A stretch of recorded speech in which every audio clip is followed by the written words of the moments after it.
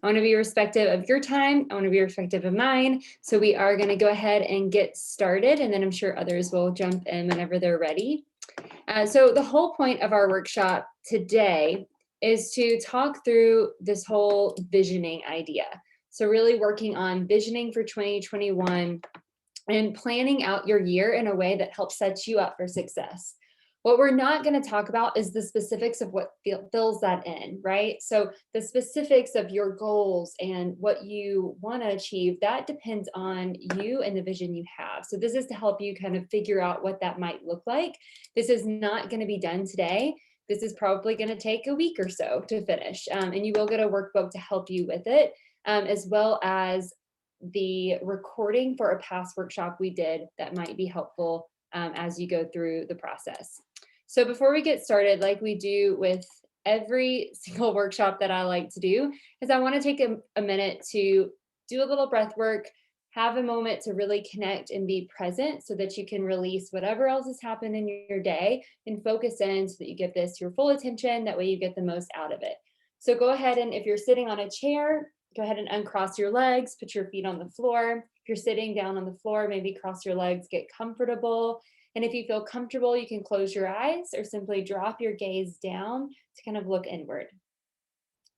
Take a moment to feel your feet on the floor. Feel that heaviness in your thighs and your hips. Feel your body settle down into the ground, releasing that tension that you might carry in your shoulders. And then as you take an inhale, bring the air in through your lungs all the way to your stomach and release that grasp and that hold you have with your core. Let your belly fully expand. Nice and slow, relax your mouth as you let the air fall out, emptying your stomach, emptying your lungs. And notice your shoulders fall away from your ears a little bit more. Keep that breath going. Inhale, fill your stomach. Find that release. This time as you exhale, release the tension in your hands, letting your fingers fall open, letting your hands relax. Inhale. As you exhale, release the muscles in your face. If you're holding tension between your eyebrows, behind your eyelids, let it go. Then take a few more breaths with just you, your body, letting all of your awareness fall on your center.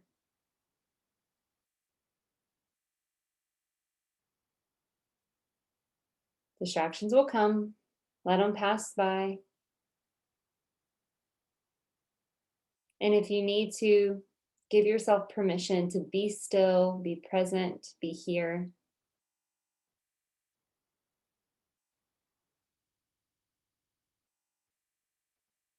Taking one more breath.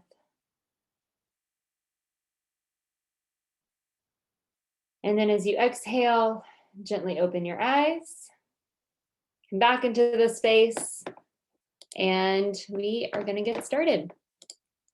Okay, so our roadmap, where we're going to go. We're going to talk through the different parts of this visioning exercise, which includes our reflect, our vision, mapping it out, and then motivate.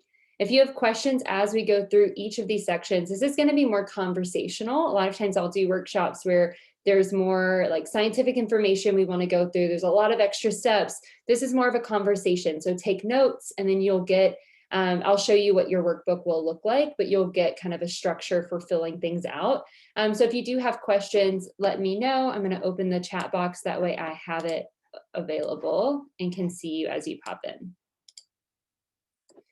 All right, so our first step, whenever we're thinking about visioning forward and looking ahead, we have to take a moment to reflect and look back. The reason why this is so important is because you don't know where you want to go if you don't know where you currently are. And you don't know where you currently are if you haven't looked back to see where you've come from, right? A lot of times what I see people do when we go into goal setting and New Year's resolutions and all of those different things into the new year is that they summarize before they truly reflect.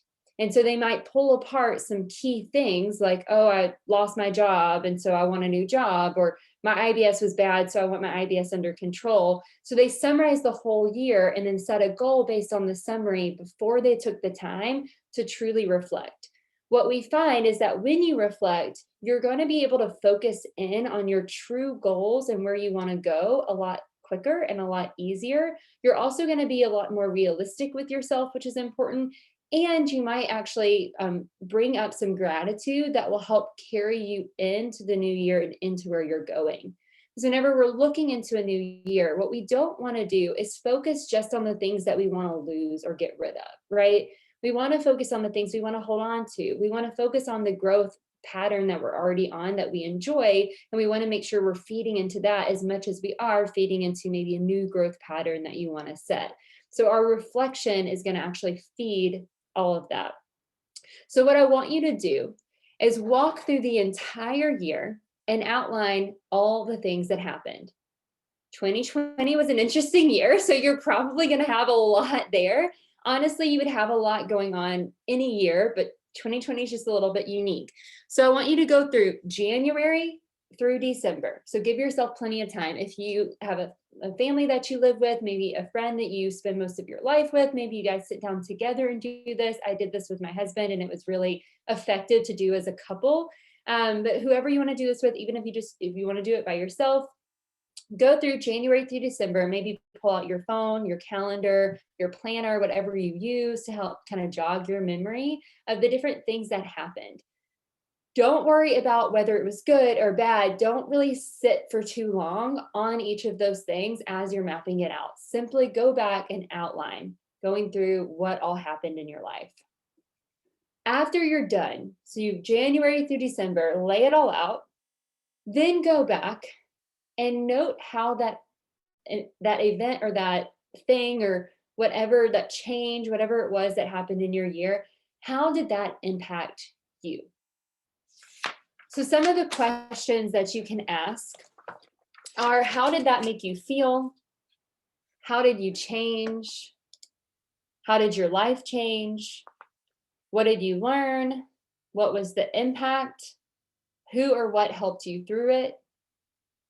What came from that? Where did you see that going? All of the different feelings, the emotions, everything that was tied to that thing, that event, that change that happened in your life. This is where you're really going to understand how you may have changed throughout your year. And this is where you're going to see some of those pieces that have brought you to where you are right now. So as you're reflecting, if something comes up, let's say the coronavirus hit and you started working from home.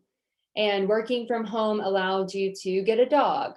And that dog brought more joy into your life as well as growth. And you learned how to be more mature and hold responsibilities. You also had a companion. You didn't feel as lonely. Like, go down those rabbit holes in this step, because that's going to help you see, okay, what pattern did this create in my life? And as you see those patterns, then you get to decide, okay, was that serving me well? Was that something that I enjoyed? Is that something I'm grateful for? Is that something I'm still grieving?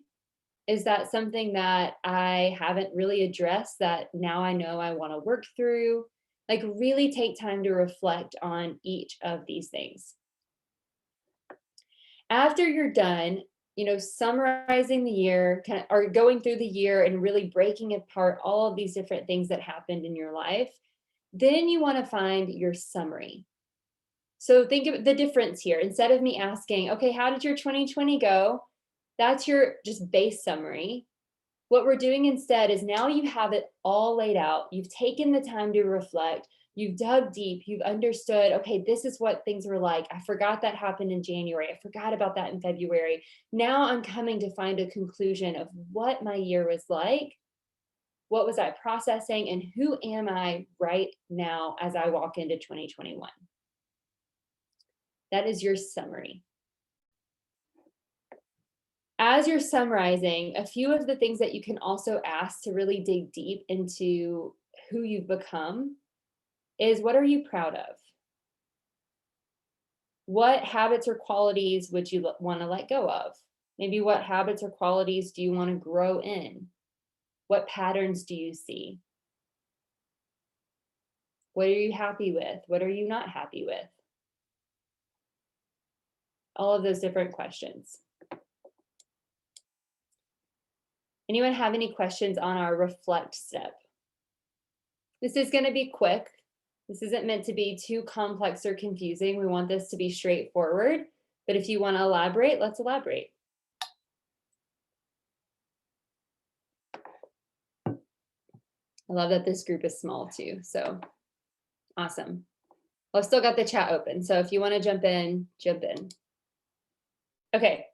So after we're done reflecting, now we want to set our vision. This is not where we're planning yet. This is simply visioning. One thing that I like to do before we really map out, okay, is this possible? Is this something I can achieve? Really coming to reality, is stepping into a little bit of a dream. Because we are meant to be creative, right? As adults, we tend to lose some of that daydreaming and that hope, and especially with IBS, a lot of times we lose a lot of the hope. And so we want to awaken that a little bit and let that come forward before we start planning. So after you're done with your reflection, and ideally you're doing this all in one day if you can. So if you have that time set aside for you to do your reflection and then go straight into your vision, this will be even more powerful because you're going to come off of those reflections and that deep kind of more awareness and that connection to what happened in your life and what you really want to see happen. If you can't, you can break these up, but I would at least go back and review all the mapping out you did. And it should be the piece of paper should be covered with lots of pencil marks and notes, and maybe it's on your computer and you have a full presentation by the end of it. That's what that should look like. So now I want you to go back over that and then come to your vision. With that in mind, without any hesitation, without any rules, without any boundaries or barriers, I want you to write down what you want to see happen in 2021. If you're doing this maybe mid-year or at the top of the month, write out the month, whatever that time period is that you're thinking about. What do you want to see happen? How do you want to feel? What do you want to experience? How do you want to grow? What accomplishments do you want to see happen? What do you want in your life? Where do you want to travel? Just think about all of those things. What would that look like in your most ideal situation? This is where I want you to really go into the dream. If you start hearing those voices that say, oh, well, that's not possible, set them aside. Maybe you have a notebook of some of those thoughts, if that helps you to kind of write them down as they come up so that you can set them aside and come back to them later. Great, whatever you need to do. But really allow your mind to just go in this process. Now, once you have all of that written down, your brain is dreaming, you're visualizing what your year could look like, you're seeing it in front of you, you're starting to feel those emotions. I want you to take a moment and write yourself a letter as if you are at the end of 2021. What you want to do in this letter is you're going back to January, 4th, Erin. So I'm going back to January 4th, Erin, and I'm writing her a letter telling her how proud I am of her for the things that she did this year. I'm telling her that, what she feels. I'm telling her how excited I am of her accomplishments. I'm telling her, I'm so grateful that you took that chance on yourself. I'm encouraging her. I'm telling her, look how far you've come, right? This isn't where you say, Erin, you made this much money this year. Congrats, right? This is where I'm saying, Erin, you worked so hard this year. You made such a big impact in others' lives. You created programs that helped other women succeed. You were able to get a new dog. I'm getting a new dog. So that's where my brain is on. But you were able to get a new dog and invest your time into that dog and really, see that joy come out. You were able to experience that for the first time. So whenever I'm thinking about this, I'm writing those emotions. I'm encouraging myself. I'm congratulating myself. And I'm explaining, okay, how do I feel in this moment? what we're doing with this letter. And this is something you can do month to month. If you are someone who doesn't feel comfortable maybe writing for a whole year, if that doesn't feel as practical for you, then do it for each month. But as you're writing this letter, you're visualizing those dreams and those thoughts and those things that you want to feel and see happen. You're visualizing it actually coming forth. What we know about the brain is that whenever you visualize something happening, when you visualize yourself doing something, you are more likely to actually do it. You're more likely to actually experience it, because where your sights are set on, that's where you're going to go. Will you go there in 12 months? Maybe not, but you're going to be going in that direction as you set your sight on that. And we'll talk about that more with the motivate. This is the first step of that. So you want to write that letter, motivate yourself, see yourself achieving it, because what you should feel at the end of this letter is, I am capable of doing this. I am capable of having these things in my life. With that, now we go into the practical. So just dreaming, dreaming is amazing. Dreaming isn't the only step, right? Things have to be practical. We have to have action in order to actually achieve what we want to achieve. It doesn't just happen according to our dreams, unfortunately. And so what you'll do after you write this letter is that you want to go back to that list that you wrote down, all those things that you wrote down, and you want to organize these into categories. And these will be your major buckets of intention for the year. So your buckets, they're going to be things like family, career, health, mental health, financial wellness. They might be relationships, spiritual growth. This will look different for every single person. Mine for this year, it's career, relationships, and family. So that's what mine look like.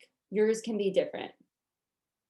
So you want to go through and think about, and what you'll find is that as you look through that list and kind of that jumble that you created of all of your words and thoughts and feelings and accomplishments, these buckets should pop out. If they don't, then maybe dig deeper into those things that you wanted and look at what that would actually look like. So if you said like more money, it's like, okay, well, is that because of your creativity? Is that because of your career? Like you want to move up there? Is that because of your financial wellness and budgeting? Like where did that come from? That's where you're going to find your bucket. Once you have your buckets, this might actually be on my next slide. Yeah. Once you have your buckets, then you want to take those and provide little like projects, events, accomplishments, goals, items that fill the bucket. These are not your actions yet. These are the big things that you need to reach in order to prioritize and in order to honor and get to that bucket. An example of this is if mental health, or just say health, health is your bucket. Your first big project or accomplishment is to figure out how to manage your IBS symptoms.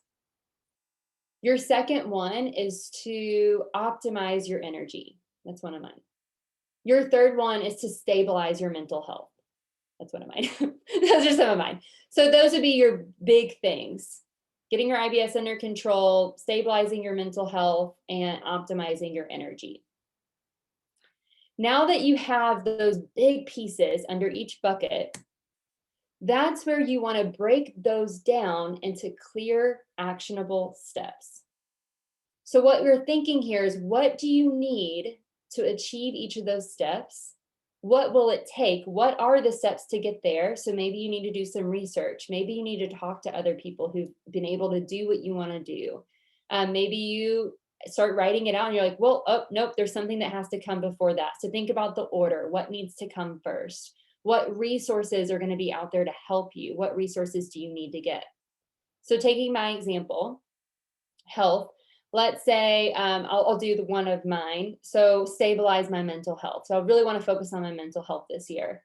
So part of that is, okay, meditation is a part of that. Okay, so in order to create a meditation practice, I'm going to find a meditation app that I enjoy and do a basic beginner's course. Okay, so I need to do my beginners, find my app, do my beginner's course. Those are my steps. Once I do my beginner's course, then I'm going to, put meditation in my calendar 4 days a week at this time. And I'm going to do that 4 days a week for the year. That would be one of mine. Then, okay, another part of that might be finding a therapist. So if I want to work with a therapist and do therapy, first I need to find a therapist. So how do I find a therapist? I'm going to look at my insurance providers and see the therapist in my area. I'm going to call this many therapists and see if they specialize in the areas that I'm looking for.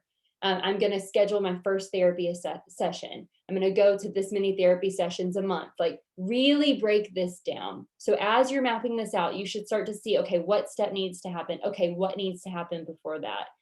This is a really helpful step to do with someone else. That can also be that, third eye saying, okay, well, how do you plan on doing that? Because you might just write down, okay, I'm going to start therapy.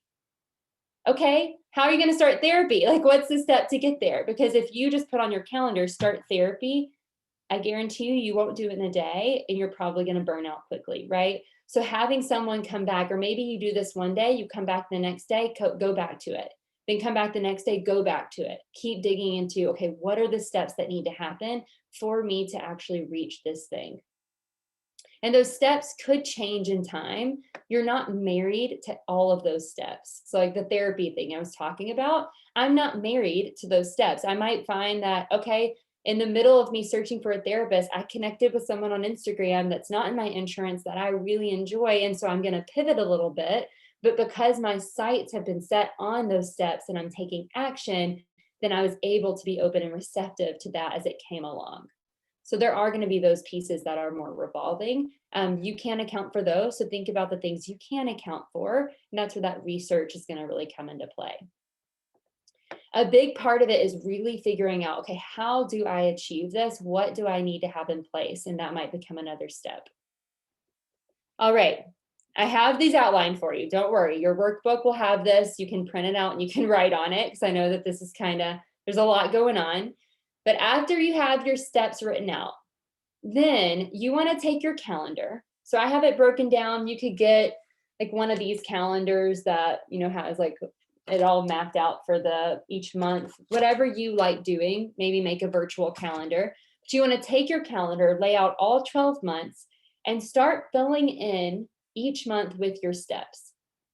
This is where you're most likely going to know whether or not that is achievable in that 12 months, right? You might find that, okay, I'm mapping this out and it looks like I'm not going to get to this goal for a while. If that's the case, get the 2022 calendar. You're not stuck within 2021 boundaries. You can go as far as you need to go. You also might find that your goals may only take 6 months. So you may start mapping out and realize that, oh, well, all my steps are achieved by July. Perfect. Then plan a day in July where you're going to come back, or maybe in June, to revisit some of these things, vision again for the next 6 months. Like, it does not have to look one specific way. But as you're really mapping out these steps, think about what is realistic for you based on what you know about your own life. So if you're a student and you know that you're going back to school, let's say you're going back to classes mid-January, and then you get out for the summer and you actually have summer off, then you know that you're going to have more space those summer months to do more steps than what you might have in May when you have finals, right? Be realistic and think through this. Maybe you're a student and you know that after school, so in June, you're going to be looking for a new job and you're going to be transitioning. You might put more steps into the start of the year and then really pare things out towards the middle because you're not sure what that transition will look like. Really think about, okay, what could be coming on during these parts of the year? What do I want to be mindful of? And am I prioritizing my buckets in each month as I'm mapping it out? All right. Any questions about this map it out piece?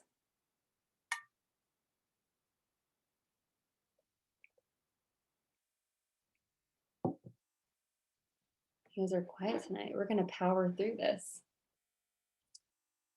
And I will show you, I'll be honest that the workbook is not 100% done because I was a little bit of a procrastinator today and I wanted it to be perfect, but I will show it to you after and we'll walk through kind of how this is going to be outlined in that workbook so that you can see what to expect when I send it over tonight. All right. So one thing I also want you to map out, and this is going to be part of your motivate piece here, but as you are kind of outlining these into the month, you want to set aside time at the end or beginning of each month to evaluate how that month went and also prioritize those steps into the month that's coming ahead. Some steps you're going to get to way faster than others. Some you're just not going to get to like you intended.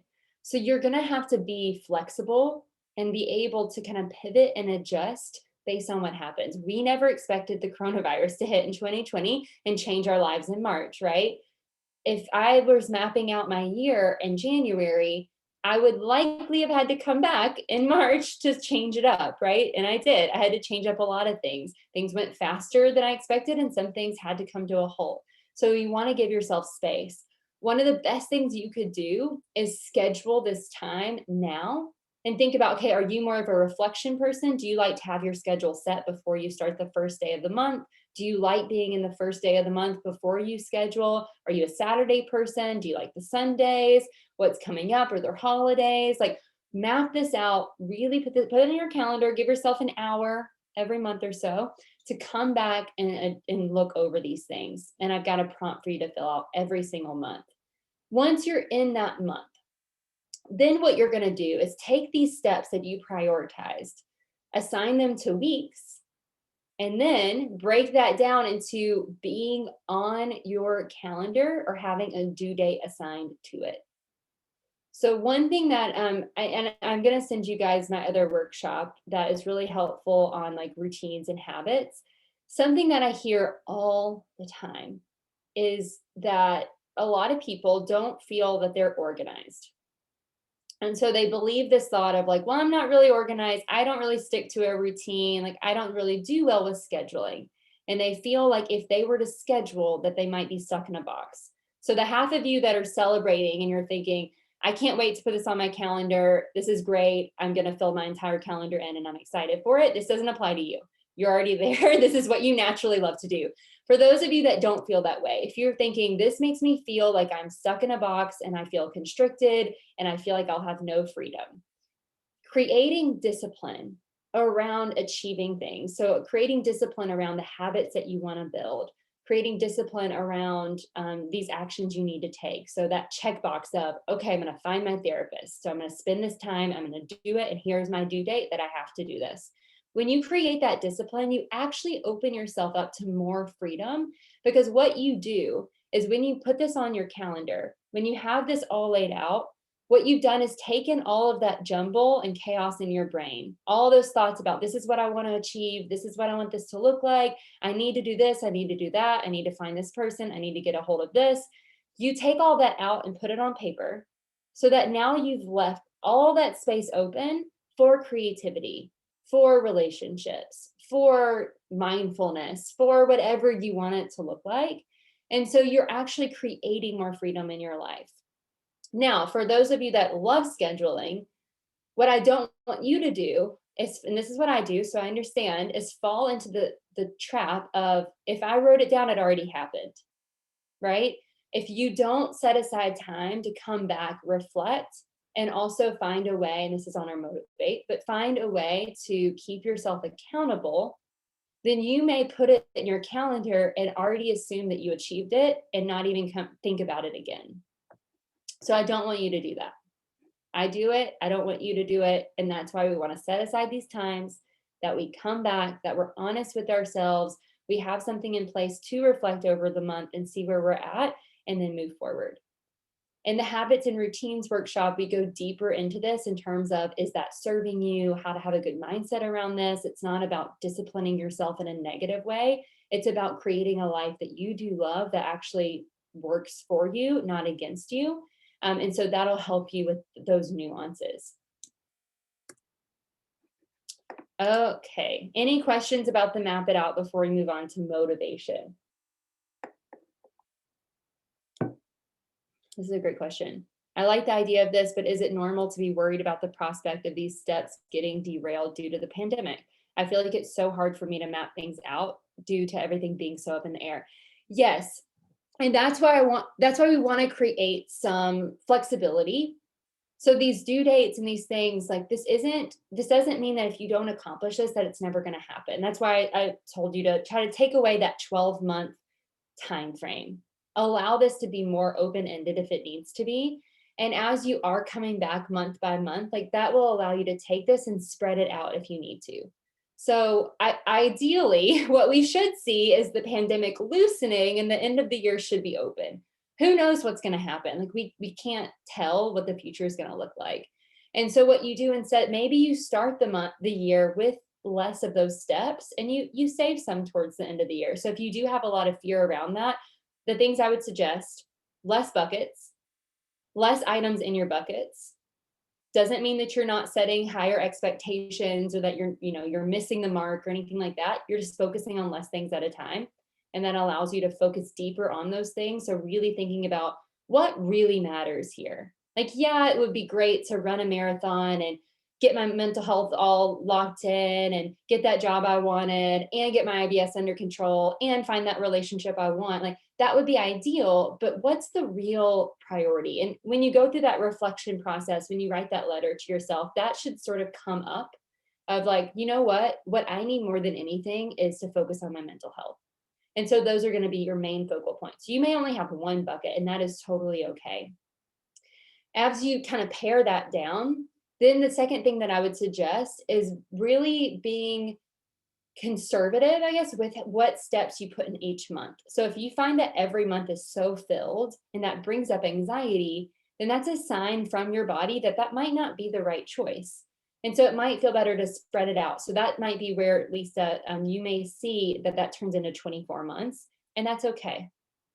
Allow that time to come back. That habits and routines workshop I'm going to send you also goes into the mindset part of this a little bit more. And I think that that would be really encouraging for you for those kind of fears and thoughts that you're having.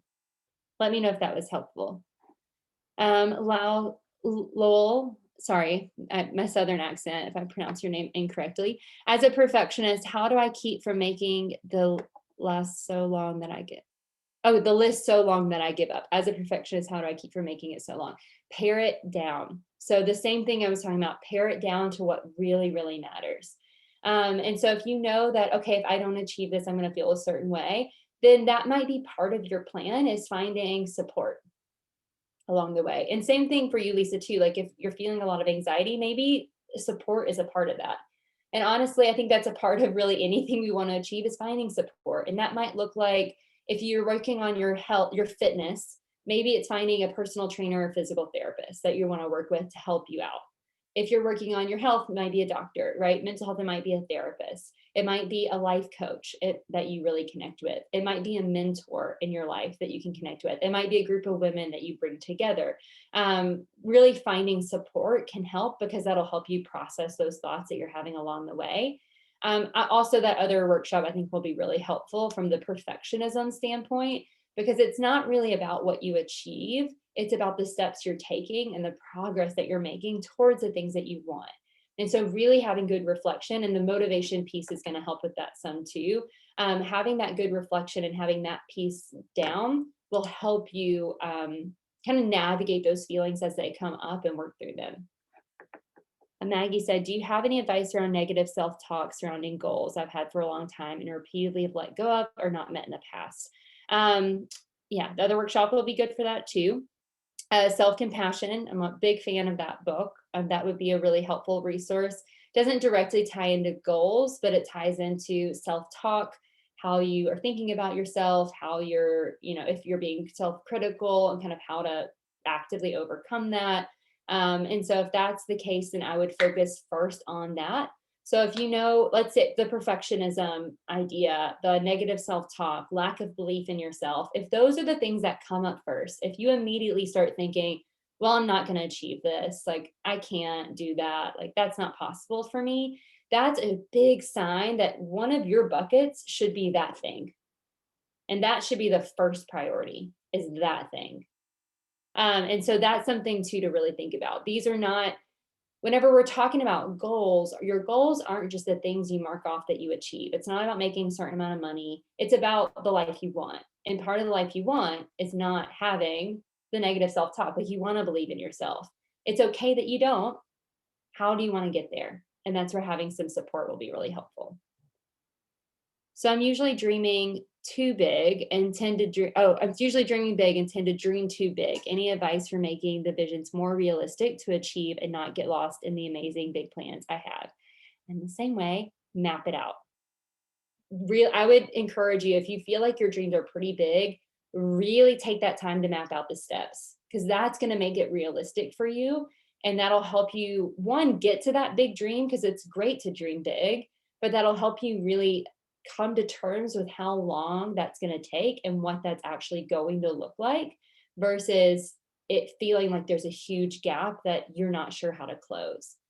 If you feel like the dream is so big that you don't even know how to get those steps, that's where I mentioned talk to someone who's been there. In career, this is a little bit easier to do because you can find someone who is the CEO of the company like you want to be and message them on LinkedIn, have a conversation. People, I feel like within 2020 especially, people are really willing to have conversations like that. Sometimes they might make you pay for it, like money, to talk to them. That might happen, but it would be worth it if that's what you're looking for, to find all those little steps. Do your research, like really map it out, take the time, because figuring out what those steps look like is going to help you more in the long term, because it makes your dream more of a reality. Dea said, do you have any advice on staying motivated to plan and schedule while dealing with IBS symptoms? Sometimes when I think about planning things in advance, I get anxious because of my IBS. Yes, so we are about to talk about motivation. A lot like the other things though, if the IBS is the thing that keeps getting in the way, that needs to be a bucket. And that needs to be a bucket that's prioritized at the beginning. And so that's something that you'll want to map out first, because that is going to influence and affect the rest of the buckets, right? And so that's like my personal ones, right? My mental health is so big. I want to make sure I'm not stressed. I'm not anxious whenever I'm planning things. I want to make sure I can take on the extra work I want to take on so I can serve you guys all much better. And so what I'm looking at, it's like, okay, well, when I'm getting a little anxious about all these other things, that's a sign to me that, oh, mental health is first. So my January steps are look at my insurance and find the providers in my area, as well as the providers that have been recommended to me. Start interviewing. That's week 2. Find the therapist by week 3. Schedule my first appointment. Like, I got a lot of steps for that bucket in January, because I know that that bucket is vital for the rest of my buckets to be fulfilled. So that's what I would recommend for IBS. If it's mental health, if it's a toxic relationship, if it's the job, like whatever it might be, that bucket needs to be number 1. All right, that's really good. And if I answered your question and didn't answer it well, send me a follow-up. Okay, so motivation. This is a big part because setting the sights on it, really mapping it out, it's great. But in order to keep going, especially when there are setbacks, especially when you fail, because you're going to fail, we're all going to fail. That's where the book Self-Compassion will really come in handy. Things are going to happen. And so if you don't have a plan to stay motivated, you're probably not going to get to the end of the year accomplishing what you want to accomplish, or being able to pivot, because that is huge. So what I want you to do is, now you have all your steps laid out. It's going to take more time, but it's worth it. Go back to every single action and step. And then you might start with your bucket, like those three or 4 big pieces under your bucket. Maybe you start there, because some of these will duplicate. But I want you to ask yourself, why are you doing it? Why does it matter? And keep asking why. So remember, like a kid, well, why? Okay, and why? Okay, and why? And why is that? And why does that matter? And why is that important? Keep asking why until you find the one that hits you. Like deep emotional, you connect with it and it hits you. For example, we'll talk about the mental health. So I want to find a therapist. Okay, why is that important? Well, the therapist will give me tools to help support me when I'm feeling anxious. Okay, great. Why are having those tools important? That'll help me, work better and be able to manage my job and the different things, priorities I have better. Okay, why is managing those things important to me? That means I'm going to be more present in what I'm doing. Okay, why is it important for me to be more present? It's important for me to be present because whenever I'm present, I am more fulfilled. I'm giving it my all and I'm fully connected to the impact I'm creating. That's what hits deep. So finding my therapist now turns into the reason why I'm finding my therapist is so that I can be really fulfilled in what I'm doing and be able to give it my all and make the greatest impact possible on others. And that connects with me. So now, beside all of those actions, all of those steps that go into that, my motivation is that thing. So I'm going to write it out. Now that you have that why, this is what you use to motivate yourself as if someone else is motivating you. So when you're saying, okay, I'm going to do this because my why. Aaron, remember you have this plan because your why. It's never about the action. It's always about the why. This is where I really want you to get creative. So for my planners out there, if you're putting it in your calendar, one thing I love to do, if you're setting a reminder or you get like a notification, put the why as the notification. Like get up to exercise because the why. As you continually remind yourself of the why, those kind of, drawbacks or, oh, I don't really feel like it, or I don't know, that fades away and you become more focused on what you're doing. The why also helps you. It might feel like on the front end, like, oh, well, that's going to make me feel guilty if I don't do it, right? The why is actually what's going to help you pivot if you need to. So Daya, what you mentioned about like IBS symptoms. So your goal might be, okay, I want to increase my energy. Part of that is I want to start my day, being active every morning. So you might have that fear of like, well, some mornings I don't feel very good.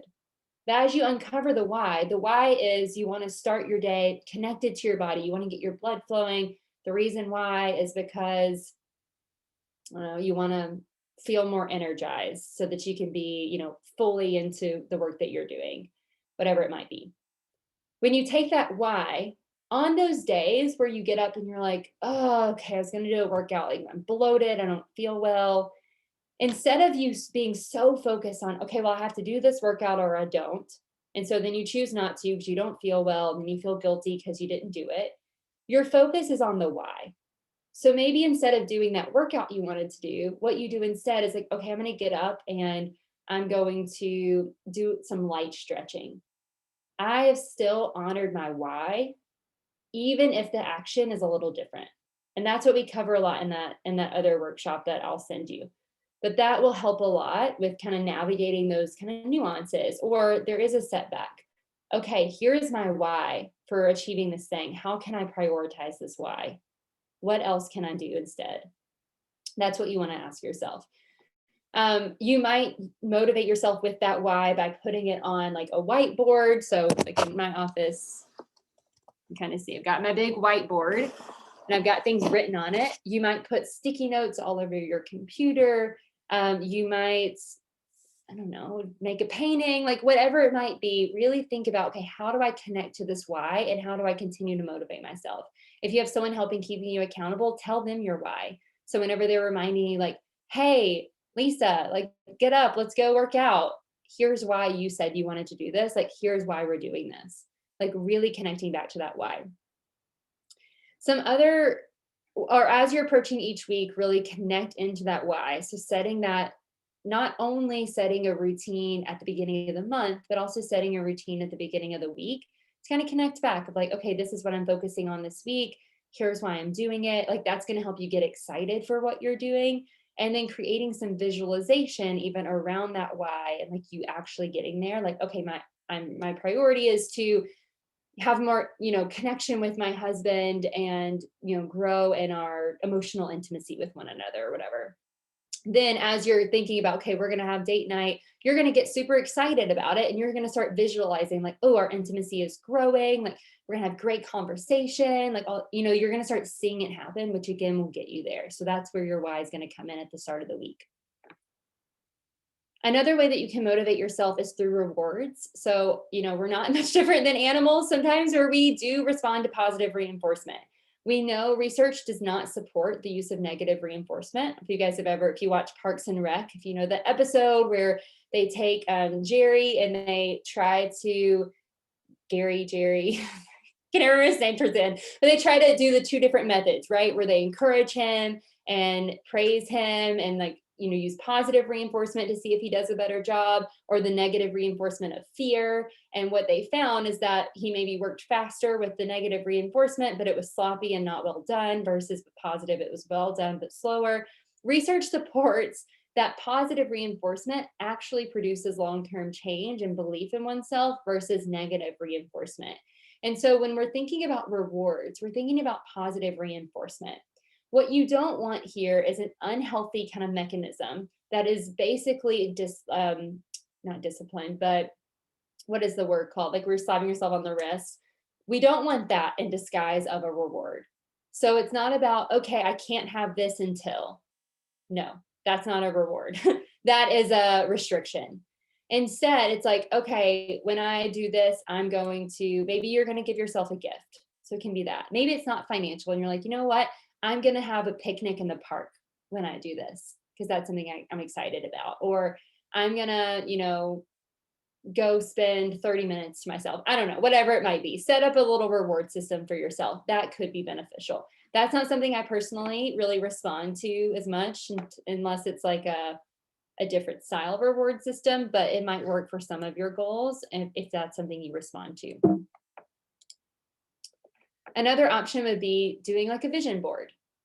So that's something that's really popular. I've got one right there. You can see all the little magazine cutouts and things. A vision board is basically that visualization of what you want to see happen in your life and what actions you want to take. The biggest thing, if you're going to do a vision board, is one, you want to do it after you put all these steps in place, right? So you're seeing all this happen, you've got all these thoughts going, you've got that creative energy going. That's what you want to put into your vision board. But when you're doing it, you want to focus on your actions. Do not focus on the have. So if you want to make more money, don't put money on your vision board. If you want, don't put a car on your vision board. What you want to do instead is maybe put someone working really hard. Maybe you're going to put write something that reflects you, advocating for a raise, or you're going to put your resume on there that you're planning to create. Like, put your actions. The reason why I did a recent training on this through a psychologist, and what they find is that when you have a vision board or a motivation board that are the things you want in your life, what your brain does, associates those things with success. And instead of you seeing it and thinking like, oh, that's motivating me to keep going, what's actually happening is you see that, you realize you don't have it, and you immediately say that you're not successful. So it actually works against you and causes you to not move forward and not be motivated. So if it's to get your IBS under control, maybe don't put even someone running a marathon that, is that ideal of healthy that you want to achieve. Like, don't put that.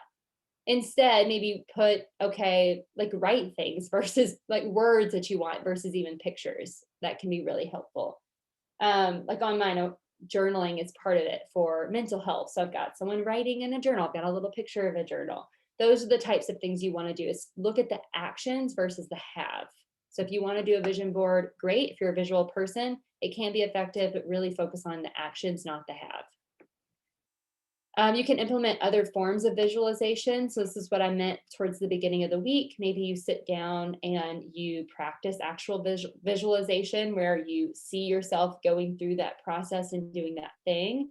This can be really helpful for the things that feel very scary, like asking for that raise. Maybe sit down and do a visualization of you walking into that office, sitting down, asking for the raise, advocating for yourself, like really visualizing yourself doing something that you want to do can be really helpful. And that can be something that can work at the beginning of a week.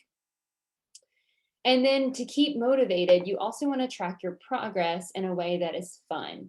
So this ties in with, remember that monthly check-in that you're going to do. You want to track your progress. This is fun is a really important part. Tracking your progress is simply a way to build awareness. This has nothing to do with punishing yourself or finding guilt or shame in yourself. So this is not the Weight Watchers, weigh-in thing that they do. Like, this is not that. This is not what we're doing. Instead, this is simply a way to keep track of what's going on so that you can pivot, you can, change things up if you need to, you can, congratulate yourself if you need to, and you can check in with, okay, what's going on here?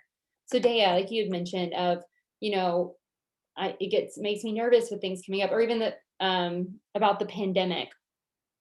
If those fears are there, tracking can sometimes feel even more scary. And if you're having that fear, that might be a sign that maybe you've been more critical in the past. Maybe you're harder on yourself. So read self-compassion. That can be your first step. Add that action in. But then as you start keeping your tracking board, maybe write little mindset affirmations or things at the top to remind yourself that, this tracking process is not here to punish me or guilt me if I do not achieve this. The whole purpose of this is to gain more awareness in my body. The whole purpose of this is to see what direction I'm going and to be able to pivot. Write that out. Write whatever reminder you need at the top of your track. And that could be a Google sheet. Maybe you're just a sheet person, or, a spreadsheet if you want. It might be a whiteboard where you check things off. Maybe it is your calendar and you check it off. Maybe you have like a weekly habit tracker to see what you're doing. That's going to be really whatever you want it to look like. There are planners out there that have this.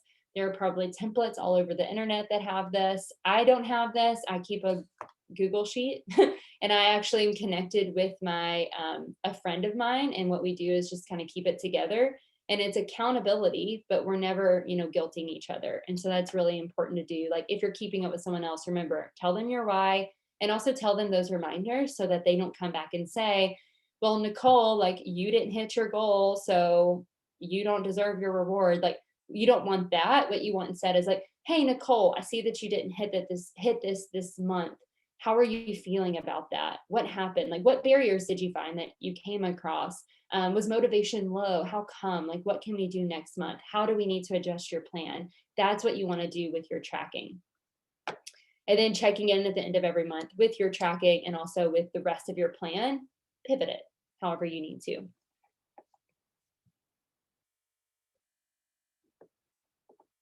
Okay, Maggie asks, can you explain the action versus the have concept once more, please? Yeah. So when you're thinking about visualization, any form of visualization. So when you're thinking about that letter to yourself, when you're thinking about your vision board, when you're thinking about even the meditation visualization practice, if all you focus on is what you have or just the outcome. So even if it's, okay, I want to I want to move up in my career, if all you're focusing on is the CEO, your brain begins to assign that thing, so that that item, that house, that car, that money, this is the big ones that kind of stick out with that CEO, that one position with success and happiness. So when you see that every single day, it's not bad to know that that might be what you want. Like, yeah, you might want to buy a new car when you make more money and do all those things. But if all you're focused on is the car, you're going to see that Jaguar and you're going to say, okay, people who have Jaguars are successful. Every time you go outside, you're not going to see a Jaguar. So what you're going to say is, I don't have a Jaguar. I'm not successful. And this is subconscious. I'm not successful. I will not achieve that. I can't achieve that. And so it works against you. Instead, let's say the actions are that you want to take on more responsibilities at work. You want to advocate for a raise. You want to connect with more professionals on LinkedIn, whatever it might be, to get the more money to then buy the Jaguar. If you put those actions, so let's say you put LinkedIn on your vision board. You put a resume on your vision board, so that action. You put maybe a phrase about advocating for yourself and looking for your worth or whatever it might be. The actions, when you're focused on them, then you're actually taking those actions. So what you see instead is like, okay, resume. I'm going to create my resume. I can do this. This is a sign of success. I'm going to take this step. Does that make sense, Maggie?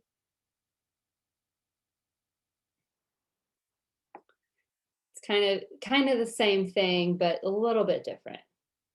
Okay, and Brittany said, so are you tracking in the Google Sheet specifics like contacted insurance, interview therapist, etc.? Yeah.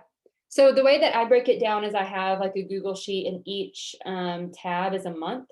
And then each week I have, okay, here are my top items I'm going to do. And then I like to have like a I'd like to do. So sometimes I'm thinking about, okay, can I get ahead? Or what are some fun things that don't really go into my buckets that I'd like to do? Like I want to plant a garden. That doesn't fit in any of my buckets. So it's not a priority, but if I have extra time, I'm going to put it in there. And so what I do is at the start of every week, at the start of every month, I lay out my month. At the start of every week, I make sure, okay, do I have these steps outlined in my chart that I'm keeping up with? And then what I'll do at the end of the week is check off if I did it or make a note about it. If I only did about 50% of it, then I know, okay, I need to put the rest of that into the next week. So it's my time to like go through all those steps, put it in the next week if I need to. If I didn't get to the like to do part, I might carry it over. Or that's usually a sign, like if it comes up again and again, I never planned my garden, it's been months, that's really not going to be a priority. I'm just going to cross it out and not add it in. So that's how I do it. And then I keep up with what I achieve. It's just a way to organize those different steps. You could, if you have, let's say, your paper calendar that you went through, that might be it. And maybe it is just checking off. Maybe that's how you keep track. And that's okay. It's really about, that's really going to come into play more with like habits that you want to create and things that maybe are steps that are ongoing. You may have those in a different type of tracker too, where you check it off every day. Yeah. These little calendars are great because they're just like the month calendars. They're great for tracking because you could just open this up and see, okay, what did I have done? And then as you move into the next month, okay, I need to carry this over. And so you might be moving things around, and that's okay. Awesome. Any other questions on this before we go look at the actual workbook?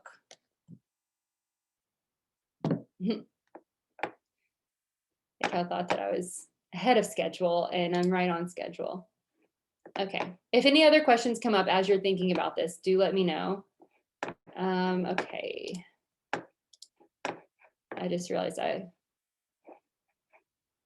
one second. Okay, so I'm going to show you guys what this is going to look like. So you can visualize the action you're going to take from this. Okay. So what you'll have is everything that we talked about in a very laid out format. So all the little things I said to do, it's going to be really easy to plug and play. And you can do this virtually if you want. It'll all be a PDF, so you can print it, whatever you're thinking. It is all in color, but it doesn't have to be in color. So you'll start with your reflection, and we've got every month laid out. Go through each month, write it all down, leave yourself some space. After you're done with each month, you're going to go back, and I wrote the exact directions. Go back and reflect over how it made you feel, what happened, how did it affect you, and then summarize. Go deeper. Who are you? Where are you starting from? You got extra space if you want to add more. And then you have your visioning. So this is that blank canvas. Maybe this isn't enough space. Maybe you are a whiteboard person and you want to draw and like really map it out. Go for it. Once you have that, you'll write yourself your letter. So it's already here. And then you're going to create your buckets and the major goals or pieces under the bucket, the items in your bucket. Remember, these are your priorities and then the big pieces that fill those priorities. You do not have to fill up all 4 buckets. Maybe 1, maybe 2, maybe 3, it doesn't matter. And then as you start getting ready to break this down into those actionable steps, I've got some prompts here for you if you need that. You can also look for, things on the internet, do some research, whatever you need to do to find your steps. This might be helpful to do maybe on like another piece of paper and then bring it back if you like to be a little bit more organized. If you don't, then don't worry about it. Do it all here. So there, you're going to write out your bucket and then you're going to take, this is supposed to be a line that you're going to put your item on. I didn't write that, but each item will be here and then all your actions will be underneath. So you got all your buckets there. And then you're going to take those actions and now you're going to carry them into each month. So we've got it broken down just like the start. This is where you might prefer a calendar. You've got all your months. And then if you find that you need to go into 2022, whatever it might look like, it's just a template, just a way to start. Take it as long as you need to go. And then this is the one, I'm not going to give you 12 of these, so you can make copies of this page, but this is something you could do at the start of the month. This is what I want to focus on. This could be what you track on, where you say, okay, what did I accomplish? Maybe you have that there. And then I got you a big checkbox that you have it scheduled on your calendar. So make sure it's scheduled so that you are actually going to get there. And then the motivation, that's what I need to add. So you'll have some motivation prompts. All right, so some questions. Any other questions about that? Anything that can help you get started with that? Heather asked, how long should we plan to do this? A day, 4 hours, etc. I would say at least half a day. So this would be great to do on a Saturday if you want to do it all at once. If that feels really overwhelming, maybe you set aside time each night, like an hour a night that you sit down and do it. It took us about an hour just to do the reflection and kind of visioning part, and the mapping out took another maybe 2 hours just because we wanted to get into some specifics. And then, you know, going into the whole year, that was part of that. The motivation part, all of those pieces, that comes easier for me because a lot of these I'm already connected to and I'm already thinking about that because that's where my brain is processing. And so that just kind of was more fluid, but that might be something you come back to another day. Some of this will also be something you continue to come back to. So it's not something that you have to just achieve in one day. It can be that, okay, at the start of every week, I'm going to do this practice. So yeah, that's kind of helpful. Half a day. Don't give yourself a time constraint, or, you know, listen to yourself. Like if you need more time, give yourself more time. Split it up into different days if you have to. What you don't want to do is move so fast. And there's a lot of pressure around getting this all figured out in January. You don't have to. You may not have this figured out until the end of February, but taking the time to truly figure this out and really map it out how you want it to be, that helps you get further than just like writing a bunch of things down, because whatever you map out, that's where you're going. And if you go too fast to map it out, you might end up somewhere you don't want to be, right? So it's important to know where you're going and where you want to be. And that's why if it feels overwhelming, start with a smaller time frame, less buckets, less action items. Maybe you do this by quarter. I love focusing on quarters at a time. That's what I do for mine, just because that's how my business works, is through quarters. So I did more of I mapped out into quarters, and then we mapped out into months, and then I mapped out into weeks. Maybe that works better, and you do this same process every quarter. I want you to have the freedom and the power to do this in a way that serves you, because it does not have to be one specific way. And that's where the habits and routines workshop will also go into that more. And that's about an hour and a half, but it can be really helpful too. Any other questions before we go? Is this helpful? Is there anything you would like me to provide in the email that I send you?